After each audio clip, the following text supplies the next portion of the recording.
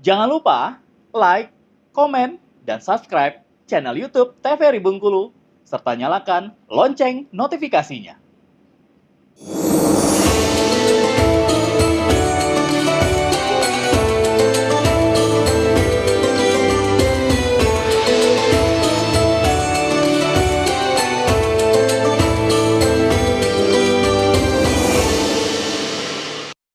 Baik pemirsa, kembali di Mutiara Kalbu TVRI Bengkulu tentunya, dan masih bersama saya Kara Fahmi dan juga Bapak Ustadz kita ada Zulfahmi Siregar. Kita masih membahas tentang sejarah dan juga makna dari Idul Adha. Kita kembali menyapa untuk ibu-ibu dari Majelis Taklim An-Naba dan juga Al-Munawwarah Bentiring ya.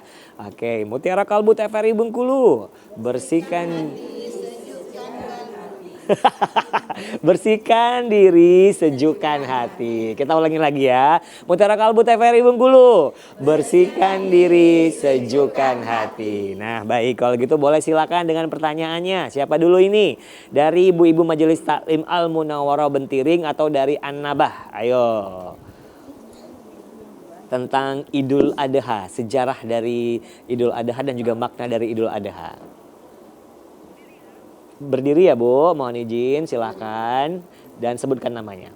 Assalamualaikum warahmatullahi wabarakatuh. Waalaikumsalam warahmatullahi wabarakatuh. Saya Ibu Elvi dari Majelis Taklim Al-Munawwarah Bentiring Permai.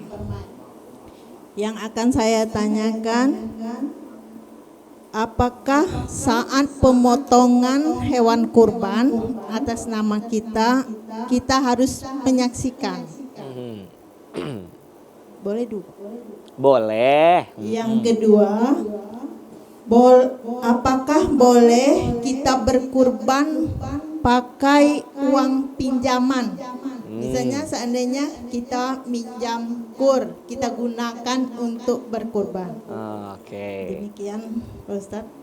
Ya. Assalamualaikum warahmatullahi wabarakatuh. Waalaikumsalam warahmatullahi wabarakatuh. Ini menarik Pak Ustadz ya. Pertanyaannya ada dua tentunya. Yang pertama yaitu kalau kita berkurban terus kita diperbolehkan, kita wajib hadir untuk pada saat penyembelihan atau tidak. Terus kemudian kalau kita mau berkorban boleh tidak dengan uang pinjaman. Nah ya. Itu dia, boleh silakan Pak Ustadz. Baik, terima kasih. Dengan ibu siapa tadi Bu? Ibu Elvi. Ibu Elvi.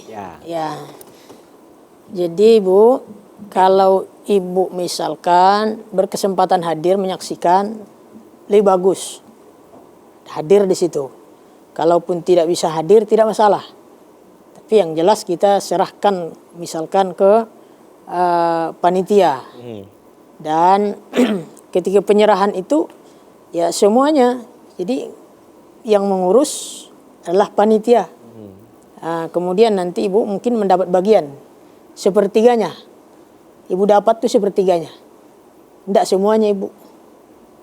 Ada orang tuh berkurban aku mau dapat separuh kata dia. Tidak baca itu tidak bisa. Sepertiga, hukumnya begini, sepertiga dia dapatnya. Yang kedua, apakah boleh berkurban dengan duit pinjaman? Iya. Nah, kita gali dasar hukumnya berkurban itu. Hukum asalnya berkurban adalah statusnya itu sunnah muakkad. Sunnah muakkad. Nah, dan bila kita mungkin mengambil referensinya mungkin dari berbagai jumhur ulama mengatakan bagi orang yang mampu berkurban. Kalau tidak mampu tak mesti ngutang-ngutang toh Bu, ya kan? Masa nak ngutang nama hukum status asalnya apa? Sunnah. Jadi tidak mesti kita harus mengutang baru nak berkurban tidak. Nah, kemudian ini kalau orang yang mampu berkurban kemudian tidak berkurban. Nah, ini sindiran disinyalir oleh baginda Rasulullah SAW dalam sebuah hadisnya. Man wajada lahu sa'atan, siapa yang mempunyai keluangan, kelapangan rezeki, falam yudhha, kemudian dia tak berkurban, fala yaqrabanna musallana, jangan sekali-kali yang mendekati musolla, tempat solat kami. Dan ini sindiran keras tuh Bu. Jadi orang mampu tapi tak berkurban. Nah, tapi kalau kita tak mampu, tak mesti harus kita mengutang, meminjam itu. Ya tentunya meminjam ini kalau seandainya meminjam asal dengan cara yang baik tentu saja diperbolehkan. Yang tidak diperbolehkan tuh sudahlah minjam, kerentenir pulau kan. Itu rusak dunia persilatan tuh Bu.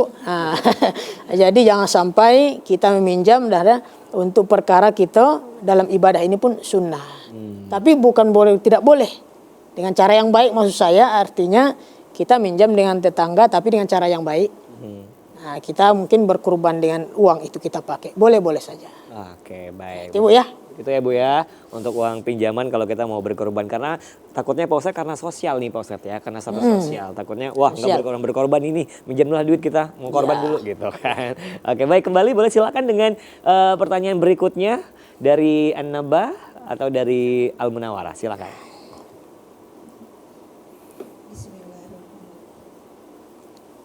Ya udah hidup. Assalamualaikum warahmatullahi wabarakatuh. Waalaikumsalam warahmatullahi wabarakatuh. Nama saya Elmianti dari Majelis Taklim An-Naba.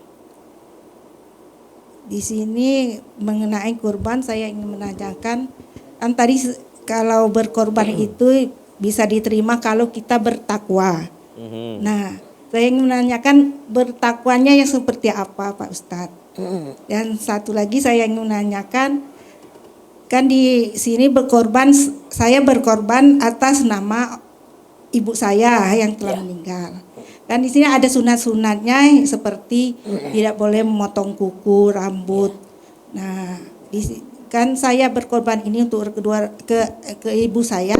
Apakah saya juga disunahkan untuk tidak memotong rambut dan kuku? Sekian, terima kasih. Assalamualaikum warahmatullahi wabarakatuh. Waalaikumsalam warahmatullahi wabarakatuh. Nah, baik, ada dua lagi Pak Ustadz. Ya kan, pertanyaan yang pertama itu kita berkorban itu yang bertakwanya itu seperti apa? Kemudian yang kedua itu kalau kita mau berkorban sunahnya itu kan motong kuku dan lain sebagainya. Nah, kalau untuk orang tua meninggal, apakah yang mengorbankan juga harus menjalankan sunahnya untuk motong kuku atau seperti apa?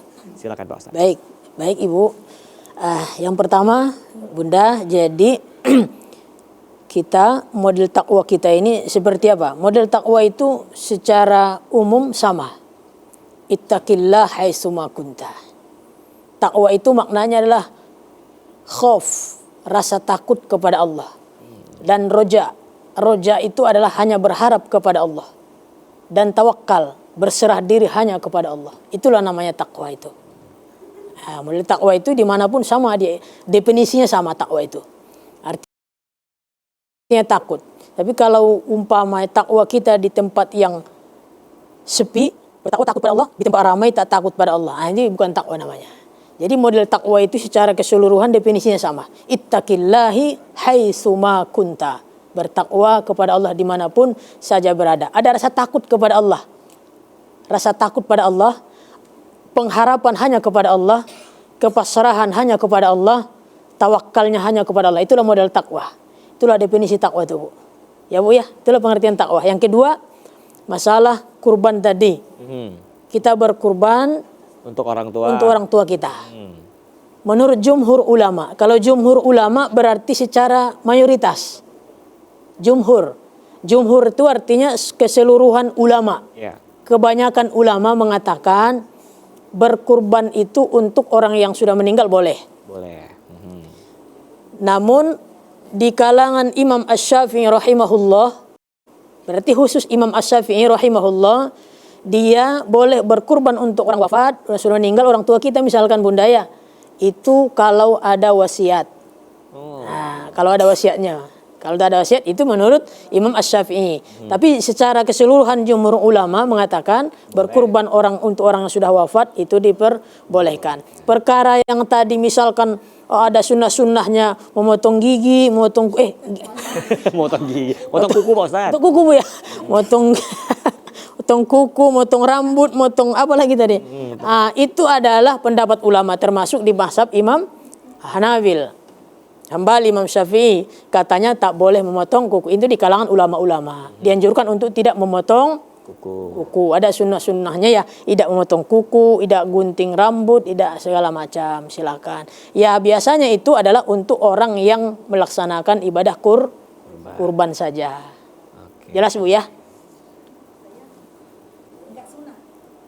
yang bagi yang berkurban saja. Bagi yang berkorban saja. Nah kalau dia kan mengorbankan untuk anak ibunya. Nah orang Ibunya. yang mengorbankan Tidak, ini. berarti ibu tidak perlu. Nggak perlu Bu, nggak perlu berarti. Tidak perlu. Ya. Yang berkurban saja. Ya. Ya, dia ada sunnah-sunnahnya untuk tidak memotong kuku, menggunting rambut dan lain sebagainya. Ada Tapi itu. kalau sunnah itu boleh motong kuku ya Pak Ustadz ya kalau kita Ya, berkorban. berarti kan statusnya itu kan hanya Ya. untuk anjuran saja. Anjuran saja. Berarti bukan berarti kalau dia motong kuku batal kurbannya, tidak. Ya. Misalkan kalau jadi motong rambut, kurbannya tidak sah, tidak.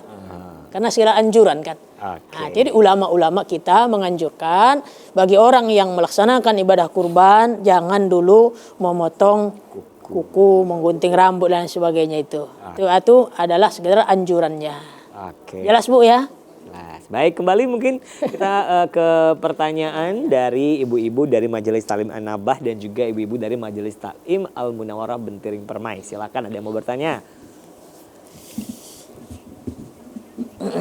Assalamualaikum warahmatullahi wabarakatuh. Waalaikumsalam warahmatullahi wabarakatuh. Perkenalkan, nama saya Okmili dari Majelis Taklim Al-Munawarah Bentiring Permai. Terkait dengan pemotongan kurban, setahu saya biasanya kalau 1 ekor sapi itu ada 7 peserta atau 7 nama. 1 ekor kambing biasanya 1 orang atau 1 nama. Nah, bagaimana amalan? Ada yang perwakilan satu keluarga itu mengirimkan 1 nama untuk pemotongan kurban. Mungkin itu saja yang saya tanyakan. Wabillahi taufiq wal hidayah. Wassalamualaikum warahmatullahi wabarakatuh. Waalaikumsalam warahmatullahi wabarakatuh. Sebelum dijawab Pak Ustadz, kita mau jadi iklan dulu ya. Oh, gitu. Baik pemirsa, tetap bersama kami di Mutiara Kalbu TVRI Bengkulu. Ya.